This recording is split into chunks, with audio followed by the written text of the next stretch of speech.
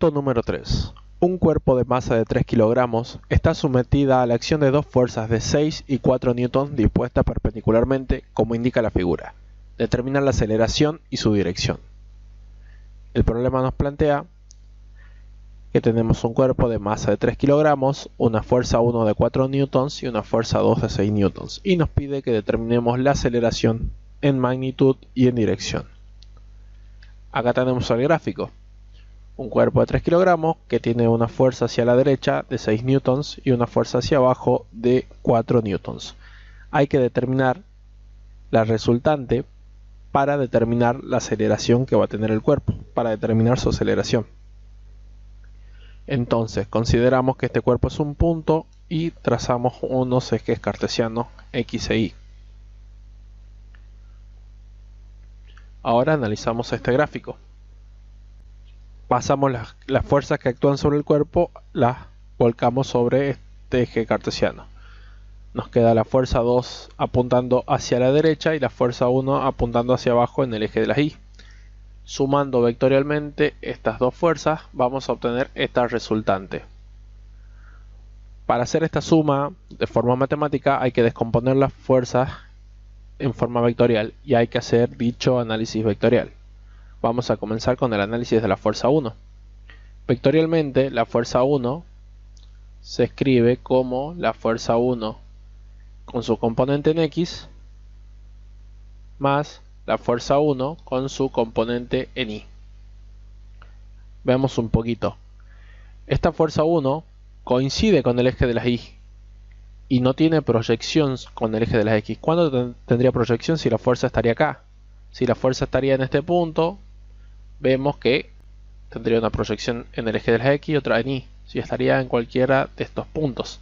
Pero como es coincidente con el eje de las Y, no tiene proyección con el eje de las X. ¿Qué quiere decir esto? Que la componente en X es igual a 0, quedándonos así vectorialmente la fuerza 1 como 0 para X más la fuerza 1 en Y. ¿Cuánto vale la fuerza 1 en Y? El módulo de la fuerza 1 en Y vale 4 newtons, ya que es el valor que tenía la fuerza 1. Y vectorialmente, ¿cuánto vale?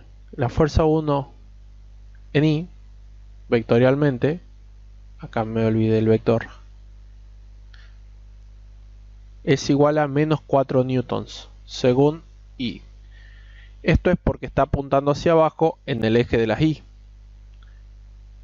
Es decir, que la fuerza 1 vectorial va a valer 0 newtons en X menos 4 newtons en Y. Ahora vamos a hacer el mismo análisis vectorial, pero con la fuerza 2. Entonces, la fuerza 2 vectorialmente, siempre que tenemos la flecha arriba, significa que estamos hablando de vectores. La fuerza 2 va a ser igual a la componente de la fuerza 2 en X, forma vectorial, más la componente de la fuerza 2 en Y. Nuevamente, como hace rato, vemos que esta fuerza 2 no tiene proyección sobre el eje Y. Si estaría acá o en cualquier punto, que no tendría componente tanto en X como en Y, pero en este caso solo cuenta con una componente en X. Entonces quiere decir que la fuerza 2 en Y es igual a 0, por lo que nos queda que la fuerza 2 escrita en forma vectorial es igual a la fuerza 2, a la componente en X de la fuerza 2. ¿Cuánto vale el módulo de la fuerza 2 en X? Vale 6 newton. ¿Y cuánto vale el vector de la fuerza 2 en X? Para esto hay que analizar el sentido que tiene la fuerza. Vemos que apunta hacia la derecha en el eje de las X, entonces tiene sentido positivo, por lo que esta fuerza vectorialmente es más 6 newton según X. Por lo tanto, ya sacamos la fuerza 1 y la fuerza 2 en su forma vectorial. Lo que tenemos que hacer ahora es calcular la resultante. la resultante en su forma vectorial va a tener una componente tanto en X como una componente de la resultante en Y. Analicemos qué es lo que quiere decir esto. Esta es nuestra resultante, la que queremos conocer. Esta resultante va a tener una componente en X que va a ser esta, y va a tener una componente en Y que va a ser esta. Analizamos primero la resultante en X. La resultante en X la vamos a obtener sumando todos los componentes que haya de X. Entonces sumamos f1 de X más f2 de X. La componente en X va a estar dada entonces por f1, que era 0 newtons, más la de f2, que es 6 newtons según X. Por lo tanto, la componente X de la resultante va a ser igual a 6 newton según X. Estos 6 newton, como vemos, son positivos, 6 newton según X. Y tiene sentido, y sí, como vemos en el gráfico, nos da positivo y nos da para el lado derecho de las X, o sea, para este lado. O sea que hicimos de forma correcta los cálculos. Ahora analizamos la componente en Y de la resultante. La componente en Y va a estar dada por la suma de la componente en Y de la fuerza 1 más la componente en Y de la fuerza 2. La componente en Y de la fuerza 1 es menos 4 newtons. Entonces nos queda menos 4 newtons según Y, y la componente en Y de la fuerza 2 era 0 newtons más 0 newtons según Y. Haciendo la suma nos queda que la componente de la resultante en Y es igual a menos 4 newtons según Y. Esto es vectorial, siempre hay que poner vectores cuando hablamos de vectores.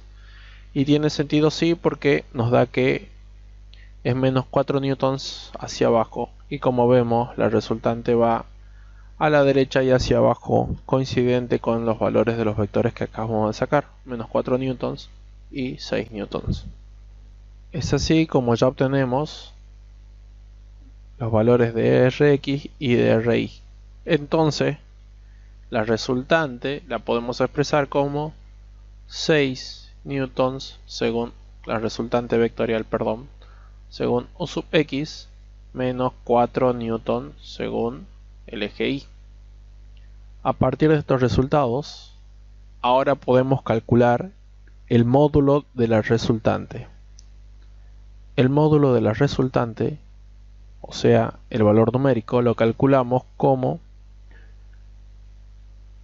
resultante igual a la raíz cuadrada de la componente de Rx al cuadrado más la componente de la resultante en Y al cuadrado. Como vemos, esta ecuación tiene similitudes con esta ecuación. En este caso, Rx sería F1 y Ri sería F2. Que lo vamos a trabajar de esta forma ahora para que se entienda un poco más. Bueno, elevamos F1 al cuadrado, o sea, Rx al cuadrado son 4 newtons, y F2, que es Ri al cuadrado, que son 6 newtons. 4 newtons al cuadrado nos queda 16 newtons al cuadrado, y 6 newtons al cuadrado nos quedan 36 newtons al cuadrado. Como estamos trabajando con las mismas unidades, podemos sumar 16 más 36 nos da 52 newtons al cuadrado. Sacamos entonces la resultante con la raíz de 52 newtons, quedándonos la resultante como 7,21 newtons. Pasando todo a limpio, ¿qué podríamos decir? que la resultante en forma vectorial la expresamos como 6 newton en X menos 4 newtons en Y, pero que su valor, su módulo, es igual a 7,21 newtons. ¿Qué quiere decir esto? Que en esta resultante el valor que tiene la misma es de 7,21 newtons. Hay que tener en cuenta que a partir de esta resultante vamos a obtener la dirección de la aceleración. Por la segunda ley de Newton sabemos que la fuerza es igual a la masa por la aceleración. ¿Qué quiere decir? Que la aceleración con la que se va a ver involucrado este cuerpo va a depender de la fuerza total o fuerza neta que esté impresa en el cuerpo. Esta fuerza neta era la suma de esta fuerza 2 y esta fuerza 1. Por lo tanto, esta fuerza es igual a la resultante que acabamos de sacar. La resultante igual a la masa por la aceleración. Pasamos la masa dividiendo al otro lado porque lo que queremos averiguar es esta aceleración, quedando entonces nuestra resultante sobre la masa igual a la aceleración. Como vemos, tenemos una ecuación equivalente de este lado, es decir, solo damos vuelta a la aceleración. Reemplazando, vamos a tener que la aceleración que queremos averiguar es de 7,21 newton, que es lo que vale nuestra resultante, dividido los 3 kilogramos, que era la masa que nos daban de datos. 7,21 dividido 3 nos da 2,4. Y hacemos el análisis dimensional para determinar cómo llegamos a metros sobre segundos al cuadrado. Nosotros tenemos que dividir newton sobre kilogramo para que nos quede metros sobre segundos cuadrados. Para que se entienda, newtons es una unidad derivada y se la puede calcular, es equivalente a decir kilogramos por metros sobre segundos al cuadrado. Como vemos acá tenemos newton divididos kilogramos, entonces tenemos kilogramos por metros sobre segundos al cuadrado, todo esto dividido kilogramos. Kilogramos arriba con kilogramos abajo se simplifican, quedándonos la unidad metros sobre segundos al cuadrado, que es lo que nos queda acá.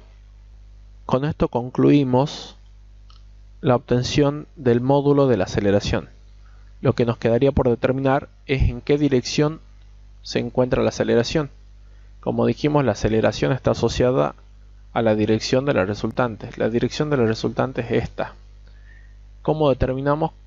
La determinamos como la dirección va a estar dada por este ángulo que está comprendido acá entre la resultante y el eje de las X. Este ángulo siempre nos va a dar la dirección de dicha fuerza. Esta dirección la podemos sacar como, acá suponemos que tenemos un ángulo alfa. Tangente de alfa igual al cateto opuesto, que va a ser RI, vemos que es la proyección en Y de R, sobre cateto adyacente, que es este cateto adyacente, que va a ser RX. Como vemos, es la proyección de la resultante. Por lo tanto, a alfa lo sacamos como el arco tangente, es decir, pasamos tangente para el otro lado, del cateto opuesto, que es RI, sobre el cateto adyacente, que es RX. A este arco tangente también lo podemos expresar como tangente inverso de esta forma. Entonces alfa es igual a RI sobre RX. Reemplazando directamente vamos a tener este resultado. Alfa es igual a la tangente, arco tangente, perdón, la inversa de la tangente de RI, que era 4 newtons, sobre RX, que era 6 newtons. Si ponemos todo esto en la calculadora, nos queda que el ángulo alfa es igual a 33 grados 41 minutos 24 segundos. ¿Qué quiere decir esto? Que el ángulo que hay desde el eje de la X hasta RI es 33 grados con 41. También podríamos poner que en realidad esto es menos 33, pero es equivalente a decir que desde la eje de las X hacia abajo tenemos 33 grados, que es la dirección que tiene la resultante, por lo tanto la dirección que tiene la aceleración que estamos buscando.